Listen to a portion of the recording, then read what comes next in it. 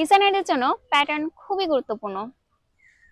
Pattern হচ্ছে ডিজাইনারদের গুরুত্বপূর্ণ হাতিয়ার, যা তাদের কাজকে সহজ করে তোলে।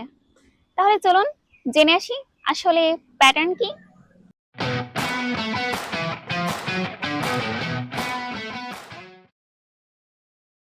একটি শক্ত কাগজে নির্দিষ্ট মাপে পোশাকের প্রত্যেকটি অংশের অবিকল প্রতিরূপ যে আকৃতি তৈরি করা হয় তাই প্যাটার্ন। প্যাটার্ন তৈরির মূল উদ্দেশ্য অল্প সময়ের মধ্যে অনেক কাপড় কাটা ও কাপড়ের অপচয় রোধ করা। পোশাক তৈরিতে কাপড় কাটার জন্য গাইড হিসেবে ব্যবহৃত হয় এই প্যাটার্ন। আর তাই পোশাক শিল্পে একটি কাগজের শক্ত বোর্ডে প্যাটার্নগুলোকে যত্ন সহকারে সংরক্ষণ করা হয়, যাতে অনেক দিন ব্যবহার করা যায়। প্যাটার্ন সাধারণত দুই প্রকার: স্যাম্পল প্যাটার্ন আর প্রোডাকশন প্যাটার্ন।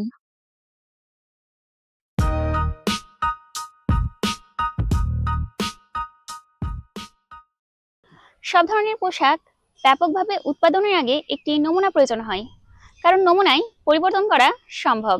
উৎপাদনের আগে নকশাটি সঠিকভাবে তৈরি হয়েছে কিনা তা নিশ্চিত করতে এবং ব্যাপক উৎপাদনের সময় ব্যয়বহুলগুলো প্রতিরোধ করতেই স্যাম্পল তৈরি করা হয়। আর যে প্যাটার্ন দ্বারা এই নমুনা বা স্যাম্পল কাটা হয় তাকে স্যাম্পল প্যাটার্ন বলে।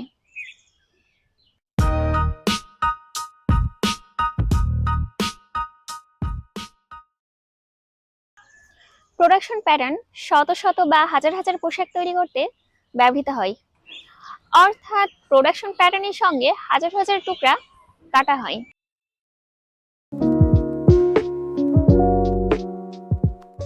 প্যাটার্ন তৈরির সবচেয়ে সাধারণ পদ্ধতি হলো ড্র্যাপিং এবং ফ্ল্যাট প্যাটার্ন। প্রতিটি পদ্ধতির কাজটি সম্পন্ন করার জন্য সামান্য ভিন্ন সরঞ্জাম প্রয়োজন।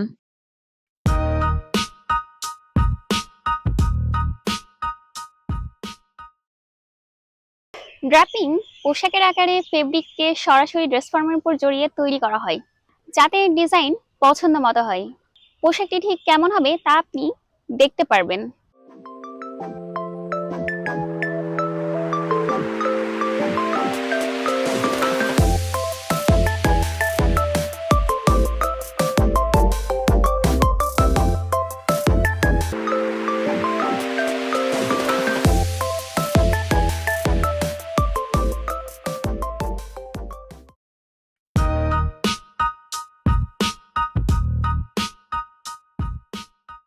যেখানে ড্র্যাপিং হাতে কলমে করা হয়, সেখানে ফ্ল্যাট প্যাটার্ন তৈরি করা হয় সুনির্দিষ্ট ও গাণিতিকভাবে।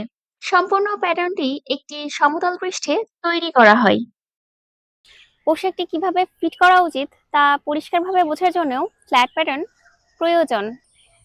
তো এতক্ষণ সঙ্গে ছিলাম আমি জেরিন।